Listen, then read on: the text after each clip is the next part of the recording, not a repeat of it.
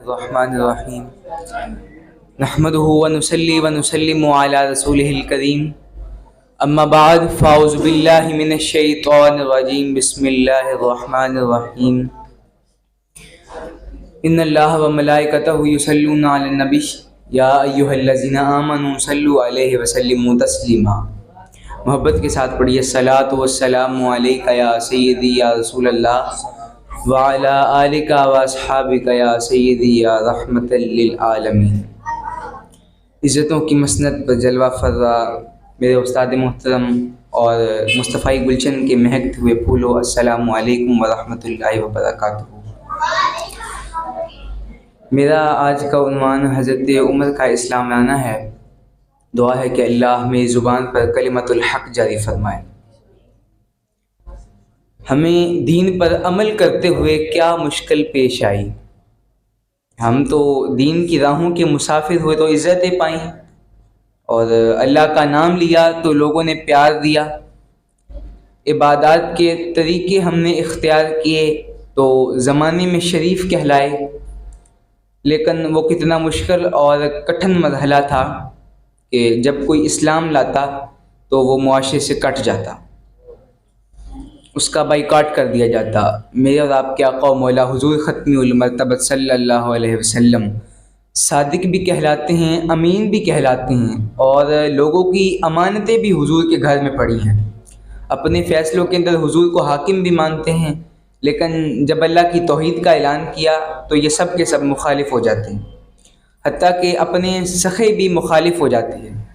تو سب سے پہلے حضور کی اہلیہ حضرت خدیجہ الکبریٰ ایمان لاتی ہیں، ان کے بعد حضور کے گہرے دوست سیدنا ابوبکر صدیق رضی اللہ تعالی عنہما اسلام لاتے ہیں، ان کے بعد حضرت علی المرتضیٰ اگرچہ نوعمر ہیں لیکن سینے پہ ہاتھ رکھ کے کہتے جان و دل فدا کروں گا حضور آپ پہ۔ حضرت بلال حبشی اسلام لاتے ہیں۔ اس طرح کر کے 38 لوگ اسلام میں داخل ہو جاتے ہیں۔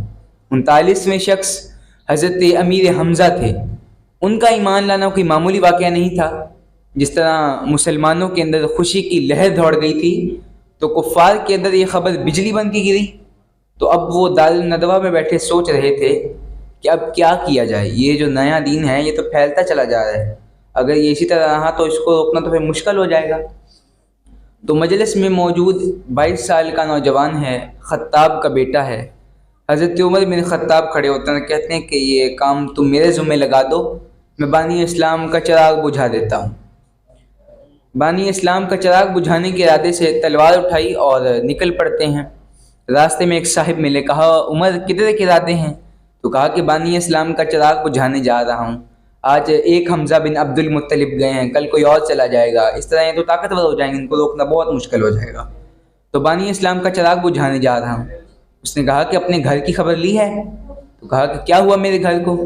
تو کہا کہ تمہاری بہن فاطمہ بنت خطاب اور تمہارے بہنوئی سعید بھی اس محمد عربی کے غلام ہو گئے۔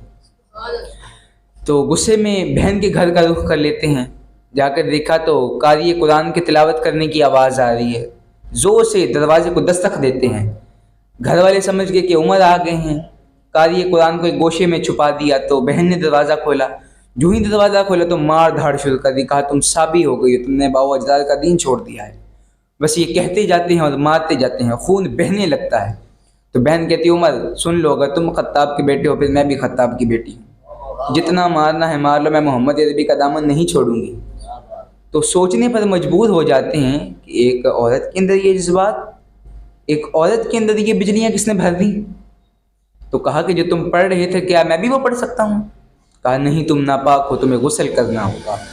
حضرت عمر غسل کر رہے ہیں، میرا بدل دھو رہا ہے، اتنی دیر میں چمڑے کے اوپر لکھا ہوا قرآن آ جاتا ہے۔ حضرت عمر پڑھتے جاتے ہیں، طٰہٰ ما انزلنا علیک القرآن لتشقیٰ، اے 14ویں کے چاند محبوب، ہم نے قرآن اس لیے نازل تو نہیں کیا تھا کہ آپ مشقت میں ہی پڑھ جائیں۔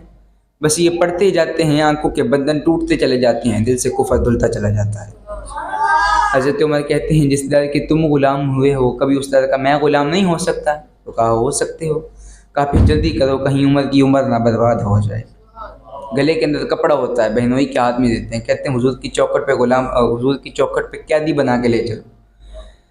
تو صحابہ نے دروازے کے حضور دار ارقم میں ہیں، یہ اسلام کی پہلی درسگاہ تھی، حضور صحابہ نے دروازے کی اوٹ سے دیکھا تو کہا عمر آ رہے ہیں، ارادے اچھے نہیں لگتے۔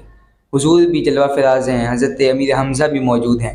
حضرت امیر حمزہ نے کہا دروازہ کھول دو، ارادہ اچھا ہوا تو استقبال کریں گے، خوش آمدید کہیں گے، اور اگر ارادہ اچھا نہ ہوا تو اسی کی تلوار سے اس کی گردن کاٹیں گے۔ دروازہ کھول دیا جاتا ہے، حضرت عمر آ کر کے حضور کے سامنے بیٹھ جاتے ہیں، گلے کے اندر کپڑا ہوتا ہے، حضور اس کپڑے کو پکڑ کے جھٹکا دیتے ہیں، کہتے ہیں عمر ابھی وہ وقت نہیں آیا کہ تم اسلام لے آؤ۔ بس یہی وقت تھا حضرت عمر کے اسلام لانے کا۔ حضرت عمر پکار اٹھے اشہد ان لا الہ الا اللہ و اشہد ان محمد رسول اللہ۔ تو جب ان کی زبان سے یہ کلمات سنے تو صحابہ نے حضور کے ساتھ مل کر اتنی بے ساختگی سے اللہ اکبر کہا کہ مکے کی گلیاں گونج اٹھیں۔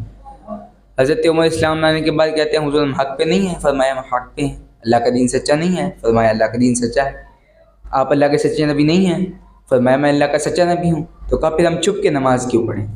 مسلمانوں کی دو صفیں بنتی ہیں 20 افراد کی، ایک کی قیادت حضرت امیر حمزہ کرتے ہیں اور دوسری کی قیادت حضرت عمر بن خطاب کرتے ہیں، درمیان میں حضور ہیں۔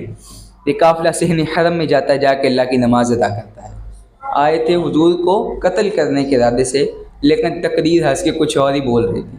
سودا لینے کے لیے بازار گئے، ہاتھ اس کے بکے جس کے خریدار گئے۔